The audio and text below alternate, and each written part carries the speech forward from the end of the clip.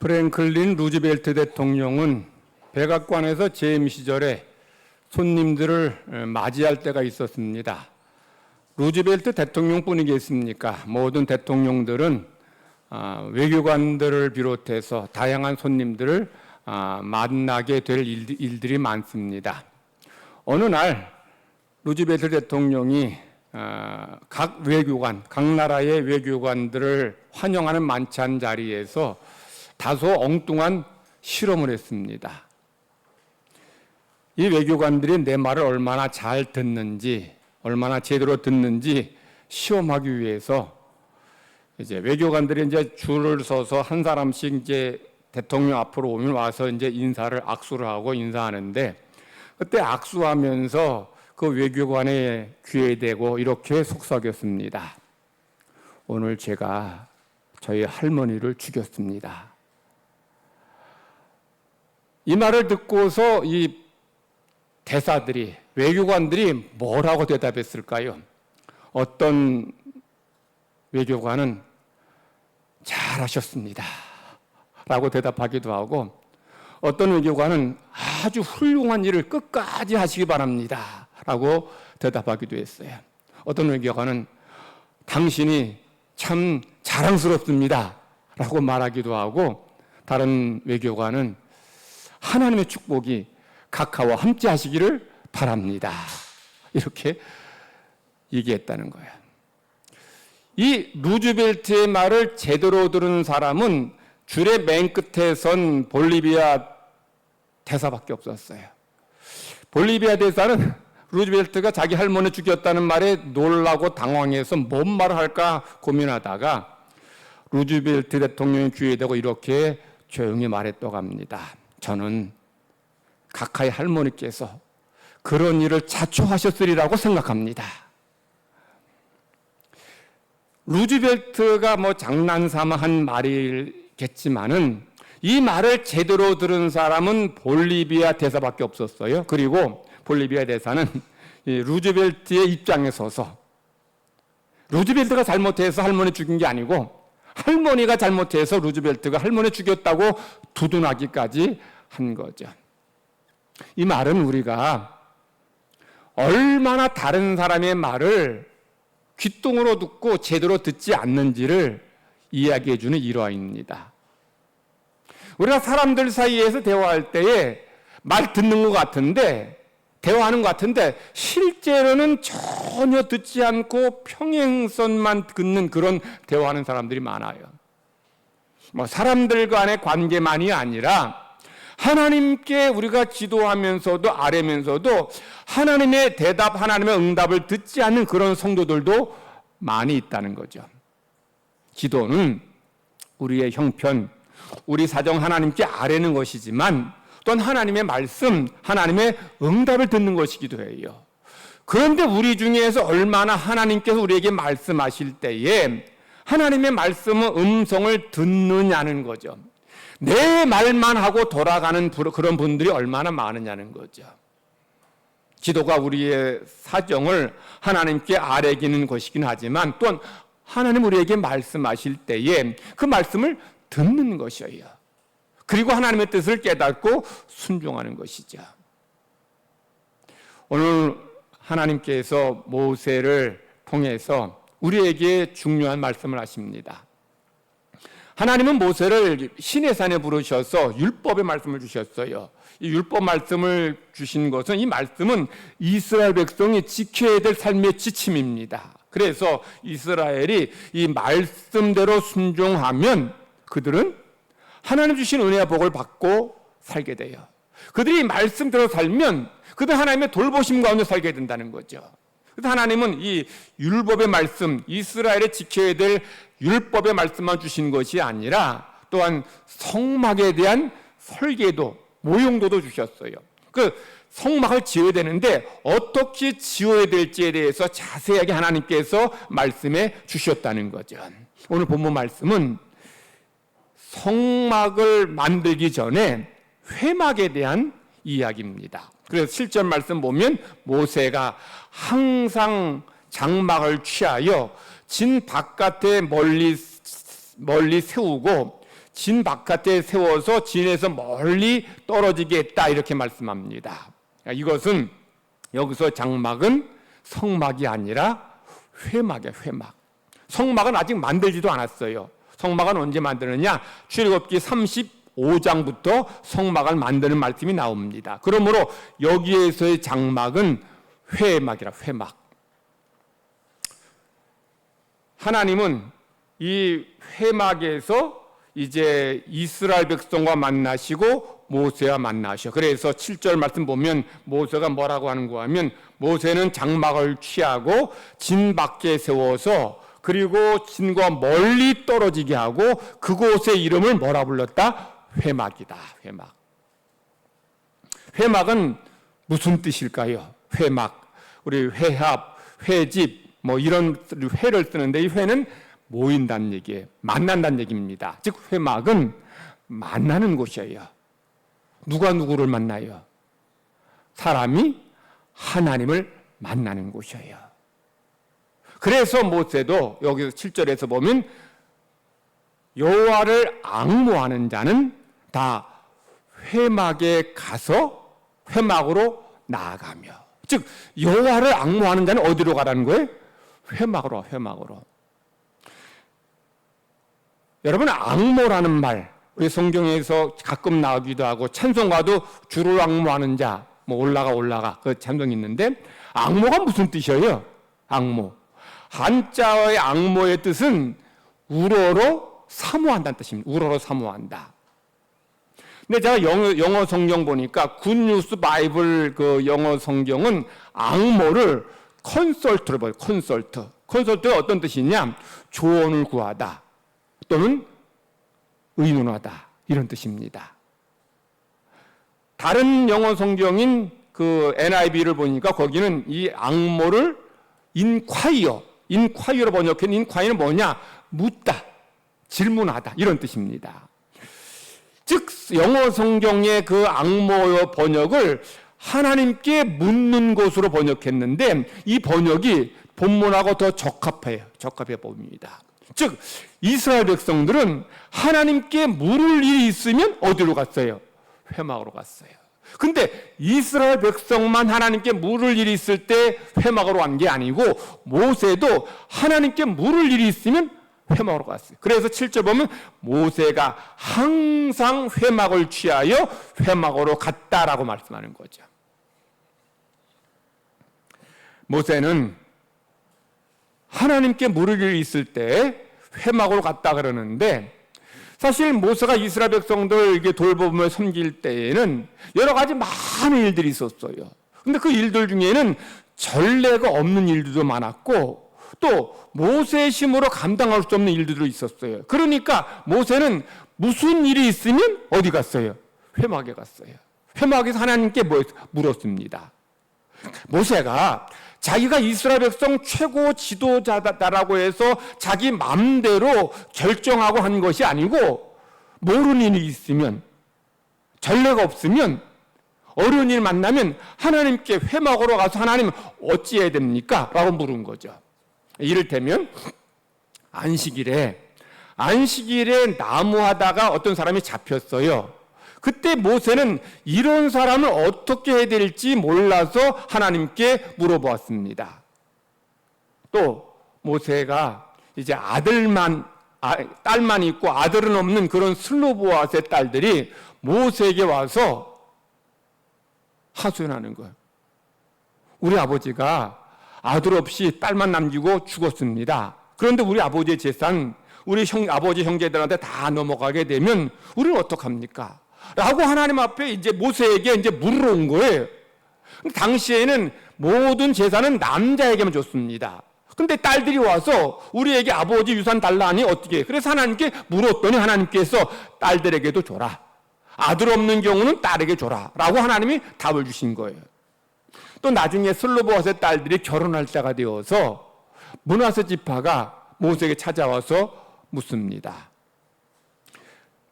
므낫세의 지파인 슬로보아스의 딸들이 다른 지파의 남자와 결혼하게 되면 그들이 딸들이 받은 재산이 그 남자 지파로 넘어가게 되죠. 그러면 그만큼 므낫세 지파가 받은 땅이 줄어들게 돼요. 그러니 므낫세 지파 입장에서는 이게 손실인 겁니다. 그러니 모세에게 찾아와서 이 슬로보스의 딸들이 다른 지파와 딸들과 아들과 결혼해서 이 땅 다 뺏기면 어떡합니까? 라고 물었을 때 하나님께서 이 모세에게 뭐라고 답을 주셨는가 하면, 그러면 슬로보스의 딸들은 다른 지파 남자들과 결혼하지 말고 므낫세 지파 안에서만 결혼해라. 그러면 땅이 넘어갈 일도 없고 뺏길 일도 없다. 그렇게 하나님께서 분명하게 답을 주신 거예요. 그래서 모세는 모르는 일 있으면 하나님께 물었어요. 여러분도 좀 우리가 어찌 알 수 없는 모르는 일 있으면 하나님께 물어봐야 돼요. 내 마음대로 하지 말고 하나님 이거 어떻게 하면 좋겠습니까? 하나님께 물어봐서 하나님께 주시는 답으로 우리가 행동하는 것이 지혜로운 거죠. 근데 모세는 어떻게 될지 모르는 문제만이 아니고 이스라엘 백성들에게 어려운 일이 있을 때, 위기 만났을 때도 하나님께 나아가서 기도했어요. 자, 모세가 감당하기 어려운 일들이 얼마나 많았겠습니까? 그러니 성경은 모세가 하나님께 항상 회막으로 나아갔다는 거예요. 회막으로. 그러므로 회막은 하나님을 만나는 곳이지만 또한 어떤 곳이에요? 기도하는 곳이에요. 묻는 곳입니다. 하나님께 물어보고 기도하는 곳이에요. 그래서 응답받는 거예요. 그래서 모세는 어려운 일이 있을 때, 모르는 일이 있을 때 하나님께 나가서 기도하고 하나님 물었어요. 또 모세는 속상하고 힘든 일이 있을 때 하나님께 나가서 하나님께 하소연했습니다. 하나님, 제가 너무 힘들어요. 너무 힘들어요. 라고 하나님께 하소연할 때 하나님께서 그때 모세를 위로하시고 격려하시고 힘을 주셨어요. 이제 그러므로 이 회막은 하나님께 묻는 곳입니다. 그래서 답을 얻는 것이 하나님께 기도하는 것이에요. 그래서 문제 해결을 받는 것입니다. 그리고 하나님께 우리의 형편을 아뢰고 호소하고 하소연함으로 인해서 하나님 주시는 힘과 위로를 받는 곳이에요. 그러니까 이 모세는 항상 회막으로 가서 그곳에서 하나님 만났고 하나님의 음성을 들었습니다. 모세만이 아니에요. 백성들도 물을 일이 있을 때마다 회막으로 갔어요. 회막으로 가서 하나님께 물어보고 하나님께 기도하고 그래서 하나님께 답을 받고 문제 해결함 받았다는 거죠. 모세가 장정만 60만 명이 넘는 이스라엘 백성을 이끌고 가나안 땅까지 갈 때에 어려운 일이 너무 많았어요. 사실 무엇보다 지금 이스라엘 백성이 살고 있는 공간이 광야가 40년 살았던 광야가 사람이 살만한 곳이 못 돼요. 여러분 요즘 덥죠? 어제 대구 온도가 몇 도 정도인지 아셔요? 34도, 어저께 34도. 근데 광야에서 건기 때는 50도까지 올라가요. 자, 이런 데서 살았어요. 자, 그러니 백성들이 불평하지 않을 수 없는 거예요. 그리고 이 백성들은 어떤 사람이냐? 430년 동안 애굽에서 노예였어요, 노예. 이게 노예였던 사람이, 이게 노예 근성이 가득한 사람이니까, 그러니까 그냥 조금만 힘들면 불평하고 원망하는 거예요. 안 좋은 일은 다 누구 탓해? 자기 탓하지 않고 모세 탓하고 하나님 탓합니다. 광야의 소산이 먹는 문제, 마시는 문제가 굉장히 중요한 문제였어요. 그러니까 먹을 게 없다고 불평하고 물 없다고 원망하고 고기 먹고 싶다, 애굽에서 먹었던 부추 먹고 싶고 참외 먹고 싶고 물고기 먹고 싶고 각종 채소 먹고 싶다고 하나님 앞에 원망하는 거예요. 자, 그러니 이런 백성들 이끌고 가나안 땅까지 가야 되는 모세의 속이 썩었을 거예요. 그러니 모세가 이런 일 만날 때 백성은 불평하고 원망하고 문제 있을 때마다 어떻게 합니까? 회막으로 간 거예요. 하나님, 제가 무슨 수로 이 백성들에게 고기를 먹이겠습니까? 이 광야에서 이 백성들에게 무엇으로 마실 거 주겠으며 어떻게 먹을 거 주겠습니까? 일만 있으면 회막으로 나아간 거예요. 여러분, 모세가 이스라엘 백성을 가나안 땅까지 인도할 수 있었던 가장 중요한 것은 회막에 있어요. 회막에서 하나님 만났고 회막에서 답을 받았고 회막에서 하나님의 도우심을 얻었고 회막에서 이 문제 해결을 받은 거예요. 그러니까 모세는 일만 있으면 회막으로 가서 하나님하고 부르는 거예요. 하나님 어찌하면 좋습니까? 외친 거예요. 그때 하나님께 그때마다 찾아오셔서 해결해 주시고 모세 위로하시고 격려하시고 모세가 힘들어하니까 모세에게 너 도와줄 장로 세워주겠다. 장로들도 세워주시고 또 모세가 힘들어하니까 하나님께서 다른 사람에게는 전혀 보여주시지 않은 기가 막힌 은혜를 체험하게 해주시요. 뭐냐? 하나님 보게 한 거예요. 하나님 얼굴 보면 죽으니까 하나님 얼굴 볼 때는 딱 가려주시고 지나간 다음에 하나님의 뒷모습을 보게 하세요. 그리함으로 인해 모세로 하여금 사명을 감당하게 하신 거예요. 그래서 회막은 이스라엘 백성만이 아니라 모세가 이 광야 생활할 때 그들로 하여금 버티게 하고 이기게 하고 승리하게 하고 풍성한 삶을 살게 했던 장소인 거예요.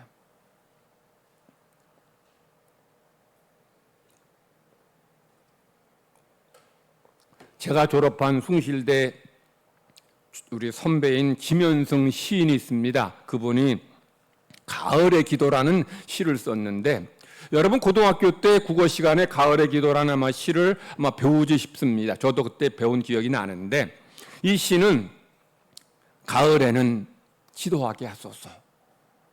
낙엽이 지는 때를 기다려 내게 주신 겸손한 모국어로 나를 채우소서. 이런 제 시로 시작합니다.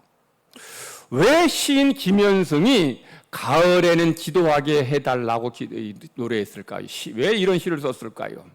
가을에는 낙엽이 질 때이기 때문에 우리도 떠나야 될 때가 있다는 거예요. 그러니 자신의 삶을 돌아보면서 기도하라는 거예요. 성도 여러분, 우리 인생이 가을에만 기도해야 될까요? 봄에도 기도해야 되고 여름에도 기도해야 되고 겨울에도 기도해야 돼요. 봄은 생명이 움트고 싹이 나고 자랄 때이기 때문에 하나님의 은혜가 필요해요. 하나님의 은혜로 한 해를 살아가기 때문에 봄에도 기도해야 돼요. 여름에는 이 곡식과 열매들이 익어가고 자라기 때문에 이 열매들이 잘 연글고 이제 추수하기 할 때까지 아무 어려움 없도록 잘 결실하도록 하나님께 기도해야 돼요. 겨울에는 한 해를 마칠 때이기 때문에 하나님의 은혜로 한 해를 잘 마무리하고 잘 보낼 수 있도록 하나님께 기도해야 돼요. 우리 인생이 하나님께 기도하지 않을 때가 없어요. 왜냐하면 우리 인생은 하나님의 도우심으로 살기 때문에. 여러분, 우리가 하나님의 은혜 없이 살아갈 수 있는 인생이 있습니까? 하루에도 무슨 일 만날지 모르기 때문에 우리는 늘 하나님의 은혜를 구해야 되고 하나님의 도우심을 간구해. 그러니 우리는 날마다 모세가 항상 회막에 나아가서 기도했던 것처럼 성도들도 그렇게 하나님 앞에 회막으로 나아가서 기도의 장소 나아가서 하나님을 만나야 되고 하나님을 불러야 되고 기도해야 돼요. 그래서 가을만이 아니라 봄에도 이 더운 여름에도 겨울에도 하나님 앞에 기도함으로 응답받고 문제 해결함 받으라는 거예요. 공부해 주신 구약의 말씀은 하나님이 예레미야에게 뭐라고 말씀하셔요? 너는 내게 부르짖어라. 왜 하나님께서 이 예레미야에게 부르짖어 기도하라 말씀해요? 지금 예레미야가 직면한 상황이 굉장히 안 좋아요. 나라 망해가고 있습니다. 나라 숨통이 끊어져가는 상황이고 예레미야는 지금 거기다가 지금 감옥에 갇혀서 지금 여기서 죽을지도 몰라요. 지금 예레미야는 개인적인 문제만이 아니라 국가적으로 지금 어려움 가운데 있어요. 그러니 하나님은 예레미야에게 너 지금 기도할 때다. 내게 부르짖으라는 거죠. 내가 부르짖어 기도해야 내가 직면한 개인적인 문제, 국가적인 문제가 해결될 수 있다는 거예요. 그러면서 하나님 당신 자체를 뭐라고 말합니까? 나는 일을 행한다.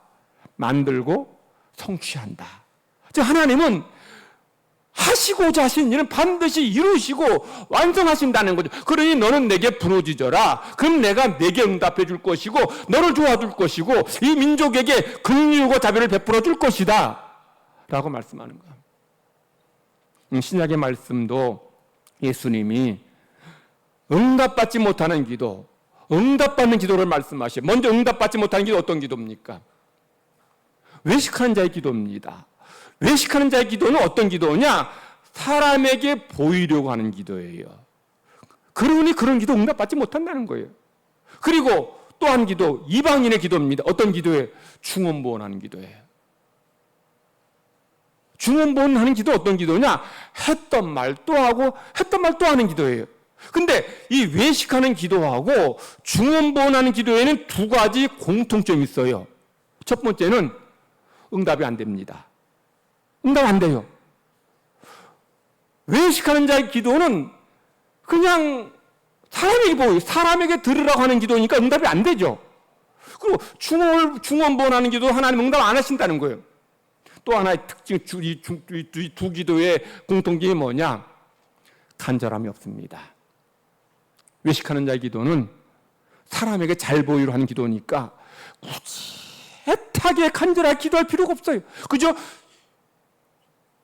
청산유수처럼 사람 보기에 참 믿음 좋아 보이는 거야. 이렇게만 보이면 되니까 하나님 응답 안 하신다는 거예요. 간절함이 없어요. 그리고 중언부언하는 기도도 그저 외운 기도문을 뜻도 생각하지 않고 그냥 중얼대는 거예요. 그러니 그 기도에 응답하면 간절함이 없고, 그래 하나님 그런 기도 아예 듣지도 않으시고 응답도 하지 않으신다. 그래서 하나님께서 예레미야에게 부르짖어 기도하라는 거예요. 부르짖어 간구하라는 거예요. 그러면 내가 듣겠다는 거죠. 부르짖는다는 건 어떤 뜻이에요? 간절히 부르는 거고 간절히 간구하는 거야. 그렇게 간절히 간구하고 부르짖을 때에 하나님께서 응답해 주십니다. 전 세계 모든 민족, 거의 대부분의 민족, 대부분의 종족에게는 무속신앙이 있어요. 근데 이 무속신앙이 옛날에 우리 사람의 문명이 덜 발달되고 인간의 지성이 덜 발달된 때, 그때만 무속신앙이 판친 게 아니고 과학이 발전한 지금도 이 무속신앙이 많은 사람들 지배하고 있어요. 저는 이 과학이 이렇게까지 발달했는데 어떻게 사람들이 무속신앙에 빠지는지 이해가 되지 않았는데 그 무속신앙의 그 본질을 이렇게 좀 연구하다 보니까 왜 그러는지 이해가 되더라고요. 지금처럼 과학이 발달한 시대에 왜 사람들이 무속신앙에 빠질까요? 두 가지 이유가 있어요. 첫 번째는 인간이 불안하기 때문에. 불안하니까 무당을 찾아가는 거예요. 두 번째는 무속신앙은 인간의 본성에 너무 충실해요. 무당이 무속신앙이 인간의 본성에 충실하다는 말은 무슨 뜻인가 하면 무당은 인간의 그 찾아온 사람이 원하는 말만, 듣고 싶어하는 말만 한다는 거예요. 여러분, 무당 한 사람도 회개해라, 너 봉사해라, 헌신해라, 신을 위해서 충성해라 이런 말 절대 안 해요.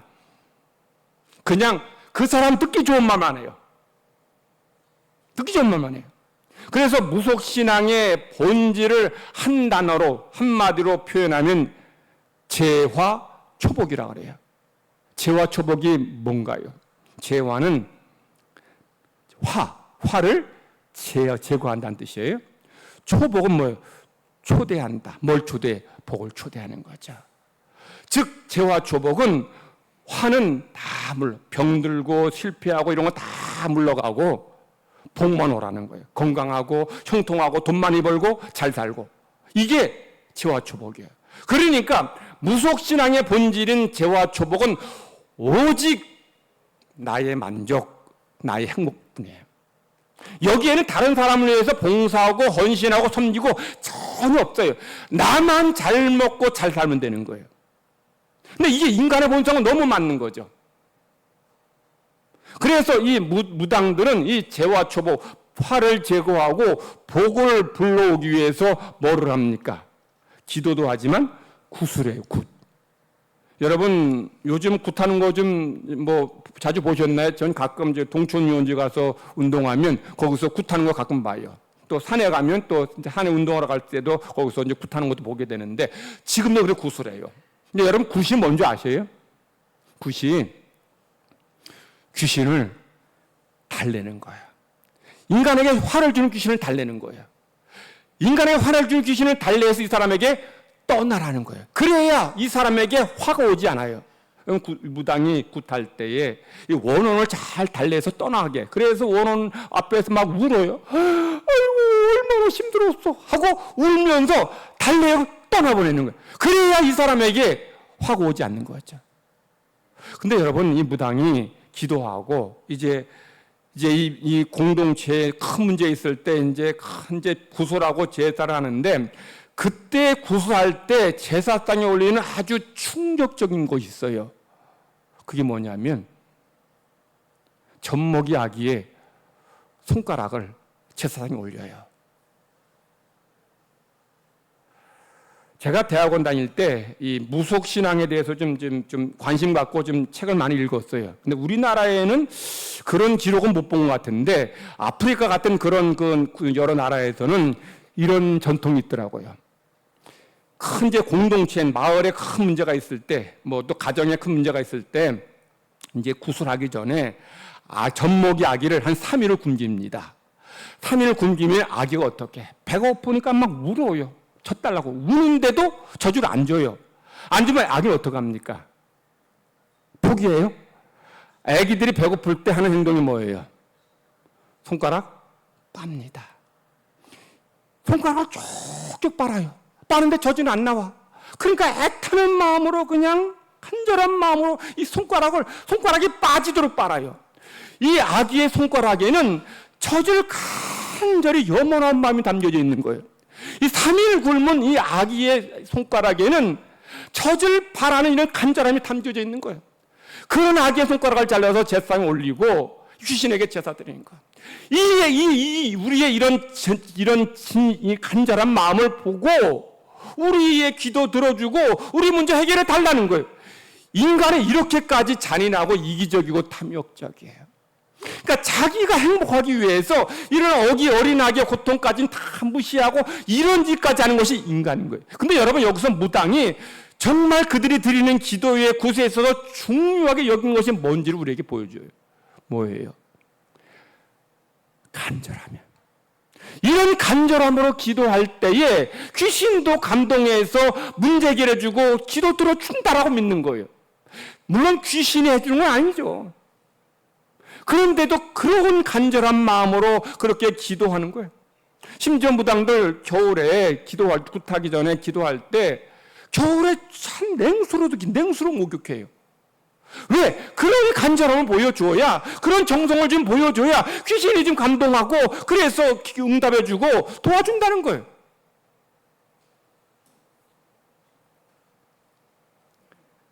우리가 하나님 앞에 기도하는데 이런 잡신에게도 기도하는 무당들은 이만한 간절함으로 기도하는데 우리는 하나님 앞에 얼마나 간절한 마음으로 기도하고 있나. 여러분에게는 3일 굶은 이 아기의 이런 간절한 만큼, 젖을 바라는 간절한 만큼 간절함이 있습니까? 이 아기의 이 간절함은 세상 어떤 사람의 간절함 따라오지 못할 거예요. 이렇게 간절한 사람은 어디 있겠어요? 뭐 애기 아니더라도 여러분 하루만 굶으면 밥을 얼마나 간절히 바라는지 몰라요. 그런데 젖먹이 어린아이를 3일 굶겨놨더니 그 아이가 얼마나 간절하게 젖을 사모하고 바라느냐는, 우리의 그런 간절함이 있습니까? 사슴이 시냇물을 찾기에 갈급함 같이 그런 갈급함이 있느냐는 거죠. 우리는 우리 가정의 문제, 자녀들의 문제, 뭐 직장의 문제, 사업장의 문제, 가족 구원의 문제, 질병의 문제, 이런 문제 하나님이 해결해 주지 않으면 안 된다, 이런 간절함으로 기도하고 있냐는 거죠. 우리 개인적인 문제만이 아니라 우리 공동체가 직면하고 있는 그런 문제에 대해서 하나님 도와주시지 않으면 안 됩니다, 이런 갈급함이 있냐는 거예요. 나라 경제 지금 얼마나 어렵습니까? 어려우니까 뭐 그냥 그 소비 무슨 쿠폰 나눠준다고 지금 나눠줘서 쓰라고 하고 있는 게 있고요. 지금 미국 이제 뭐 통상무역 해야 되는데 지금 고율의 관세 부과해가지고 이거 그대로 적용되면 수출 망합니다. 온난화로 인해서 자연재해 그냥 그 산불 그때 하나님이 비 내려주지 않았으면 나만 다 탈 뻔했어요. 얼마 전에 내린 폭우, 정말 역대급 폭우였어요. 제가 그날 대구에도 비 많이 온 날, 그때 신세계백화점 운동하다가 집으로 돌아오는데 비가 계속 쏟아지길래 그냥 우산 쓰고 갔는데도 이 하수구에서 물이 역류하는데, 대구 그 정도 비가 왔는데 이 정도면 다른 지역은 말도 아니었어요. 그냥 발에서 냄새, 그 시궁창에 나는 물 걸어가는데 냄새가 얼마나 나는지. 우리 인간의 힘으로 감당할 수 없는 이런 재해를 우리 만나고 있어요. 지금 역대급 폭염입니다. 또 태풍이 지금 몇 개가 몰려온다 그래요. 또 얼마나 큰 비를 뿌릴지 몰라요. 피해가면 다행인데, 그저 답이 없게 지나가면 다행인데, 이게 또 우리나라도 한반도 더 통과해서 지나가면 또 얼마나 많은 비 피해 줄지 걱정해요. 어떤 일, 무슨 일 만날지 하루하루 정말 은혜로 살아간다는 고백밖에 없고, 하나님께 은혜 내려주시기를 기도하는 것밖에 없어요. 그러니 여러분, 우리가 가을에 선선한 때만 기도하는 것이 아니라 이 더운 여름에도 하나님, 우리 가정, 우리 삶 불쌍히 여겨주시고 이 나라의 민족 주님 불쌍히 여겨주세요. 하나님 도와주셔야 삽니다. 지금껏 하나님 은혜로 살았는데 우리의 이런 교만함과 이런 완악함을 용서하시고 이 땅에 하나님 긍휼과 자비를 베풀어 주세요. 그것이 우리가 할 일이에요. 소돔과 고모라에 10명의 의인이 없어서 그 성이 망했습니다. 이 땅에 하나님은 그런 정말 이 땅을 위해서 기도하는 10명의 기도자를, 그런 의인을, 성도를 찾으시고 부르셔요. 여러분이 그렇게 하나님 앞에 부르짖어 기도함으로 우리의 가정, 우리 교회, 이 나라 민족의 하나님의 은혜가 풍성해지게 될 줄 믿습니다. 하나님 아버지 감사합니다. 하나님 은혜로 삽니다. 하나님께서 매일매일 매 순간마다 우리에게 은혜 내려 주셔서 하루하루를 살아갑니다. 그럼에도 불구하고 살아가는 것이 힘겹고 힘들고 어려울 때도 많습니다. 이 역대급 폭염으로 매일 하루하루 사는 것이 버겁고 경제적으로 힘들고 삶의 무거운 짐으로 어렵고 질병으로 고통당하고 있습니다. 하나님 아버지, 그러기에 우리도 하나님 앞에 모세처럼 항상 회막으로 나아가서 하나님을 만나게 하시고 하나님께 부르짖어 기도함으로 응답받게 하시고 문제 해결 안 받는 저희 모두가 되기를 원합나이다. 우리의 삶의 자리, 하나님께서 은혜 주셔야만 살아가는 우리의 약한 모습 불쌍히 여기시고 우리 통해서 우리의 가정에, 우리 교회에, 이 땅 이 나라에 은혜 내려 주시옵소서. 함께하여 주실 줄 믿고 감사드리며 예수님의 이름으로 기도드리옵나이다.